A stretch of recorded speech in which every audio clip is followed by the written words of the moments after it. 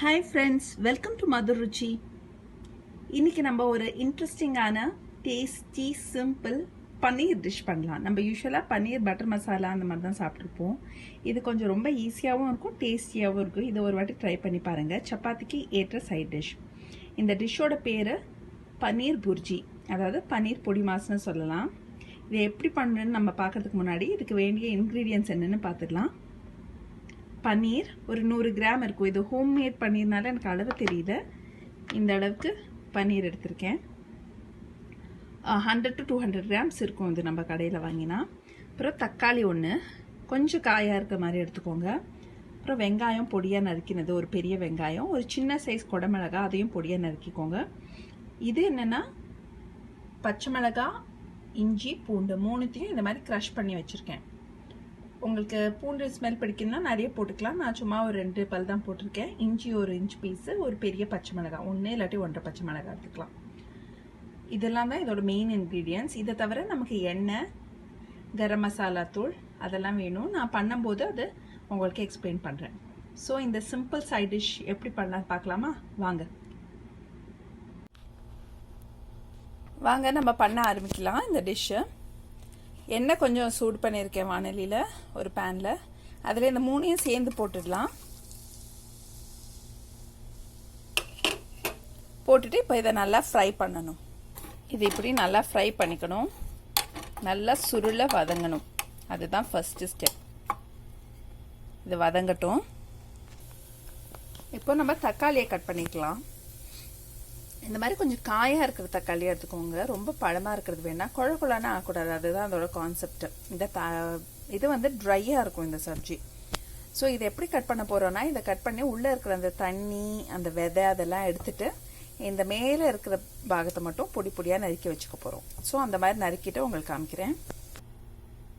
இதில் நம்ம பொடியாக நறுக்கி வச்சுருக்கிற தக்காளியை போட்டுடலாம்.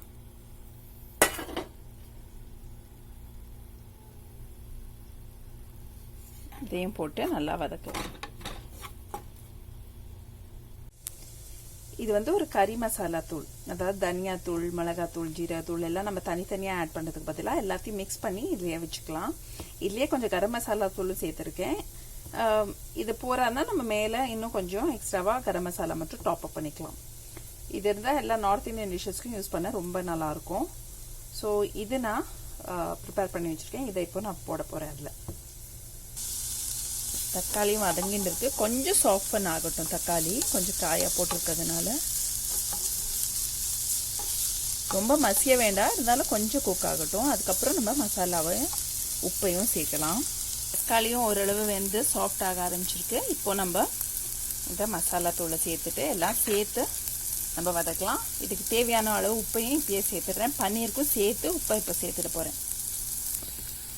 உப்பும் சேர்த்தாச்சு. இனிமேல் நம்ம அடுப்பை கொஞ்சம் மீடியமில் வச்சுக்கணும், ஏன்னா சீக்கிரம் அடிப்பிடிக்கிற சான்ஸ் இருக்குது. ட்ரை மசாலாவே சேர்த்துருக்கோம். இது தண்ணி விட போகிறது இல்லை. இது ஒரு ட்ரை சப்ஜி. ஸோ நிதானமாக அடுப்பை வச்சு நல்லா குக் பண்ணலாம். இப்போ பார்த்தீங்களா, இது எல்லாம் சேர்ந்து வதங்கி எண்ணெய் பிரிய ஆரம்பிச்சிருக்கு. அதாவது நம்ம ஃபஸ்ட்டு போட்ட வெங்காயம், குடமிளகாய், தக்காளி, அப்புறம் இஞ்சி, பச்சை மிளகாய், பூண்டு பேஸ்ட்டு, அப்புறம் லாஸ்ட் ஆட் பண்ண அந்த மசாலா பவுடர், உப்பு எல்லாம் சேர்ந்து நல்லா வதங்கியிருக்கு. எண்ணெய் பிரிய ஆரம்பிச்சிருக்கு. இப்போ நம்ம பன்னீரை க்ரஷ் பண்ணி போடணும். அப்படியே க்யூபாக போடாமல் பொடியாக கிரேட் பண்ணி இல்லாட்டி கையாலேயே உடைச்சி விட்டு போடணும். எப்படின்னு காமிக்கிறேன். இப்போ இந்த பன்னீரை இதில் சேர்த்தாச்சு. எல்லாம் சேர்ந்து கலந்து ஒரு ட்ரையாக ஒரு ஃபார்மில் கொண்டு வந்து காமிக்கிறேன் உங்களுக்கு.